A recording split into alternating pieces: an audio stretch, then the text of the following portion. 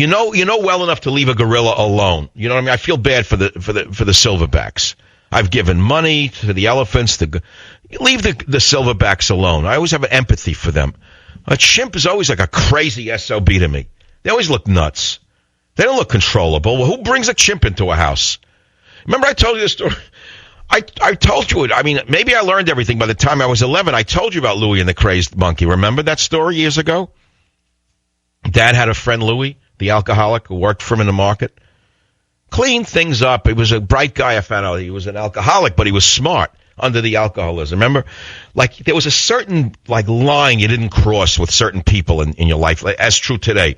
And so, although Louie was able to work for him in the store doing dirty work, you never had Louie to your house. It's like, oh, no. So I said, Dad, bring him over. He's a nice guy. No, we don't bring Louie to the house. So one day, finally brings Louie to the house, and we have dinner. My mother cooks for us.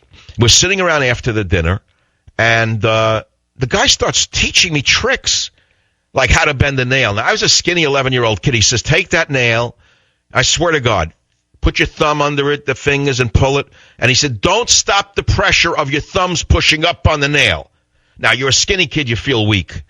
But it worked. If you pressed long enough on that nail, and it was relentless pressure, you created a certain movement in the molecules in the nail bent. I learned everything that I ever needed to know about perseverance from learning how to bend that nail.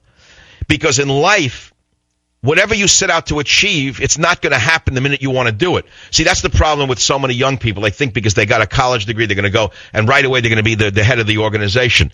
You need to persevere sometimes for 25 years to get what you want. That's the way it is. I'm sorry. It's a world of billions of people. There's others who want that shot, period. That's unless you're a Democrat and you got affirmative action. Then you go right to the Air Force One.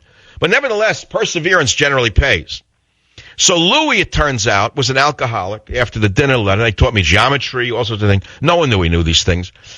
Years later, Louie is a drunk. He'd take all his money that he earned in my father's store, and he'd spend every dollar he made that day in the bar around the corner. And he'd buy everyone drinks in the bar till it was gone and go home stumble-bum drunk, right? That's the kind of way he was. He was an alcoholic. He wasn't a social drinker. He didn't go to wine bars and pretend that he was interested in swirling. He drank to become drunk, as most people in wine bars do, but they make believe they're swirling. And I go past the wine bar. They got their legs crossed, they're swirling. They're just drinking to get high. Nothing wrong with it. But stop with the swirling already. Just gulp it and get it over with. So Louie gets drunk, and he gets hit by a car, and he gets his legs ripped open, and he goes to the shyster lawyer that everyone, that came into my father's market. Everyone knew the doctors, lawyers, This guy specialized in those kind of accidents. And he got Louie $40,000 in a settlement. He must have gotten 30 out of it. In those days, what is it, $300,000 today to a poor guy, a drunk?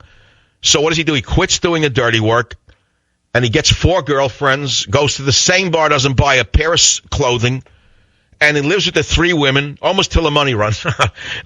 Louie, that's what he did. But along the way, Louie gets a monkey. He decided he wanted a monkey. So Louie doesn't get a squirrel monkey, a little skinny thing, with a diaper. Louie gets a woolly monkey in his apartment in Greenpoint, Brooklyn. A woolly monkey, and he loves this thing. He starts coming in drunk with the monkey on his shoulder, literally the monkey on his back, and he loves it. It's like the little monster on his back. As it ends up, one day, the monkey attacks Louie, goes crazy in the apartment in Greenpoint, and they get into a crazy fight. I don't know the ins and outs of it, but he threw the monkey out of the window to save his life. That was the end of Louie and the monkey. So when I see a story like this, I'm not surprised chimps attack American. I would expect a chimp to attack an American at South Africa Sanctuary, unless he's a Democrat. See, if the American was a Democrat, I would think the chimp would have known. He would by a certain scent. And if he was a socialist, the chimp probably would have gotten down on his hands and knees and rolled over and begged him to give him a banana. But because the American who he attacked probably was, who knows, could have been working for Romney even. Well, God only knows. The chimp knew it. Who would you like to be for 10 minutes and why? But it's a good story, by the way. Yeah, it's a great concept.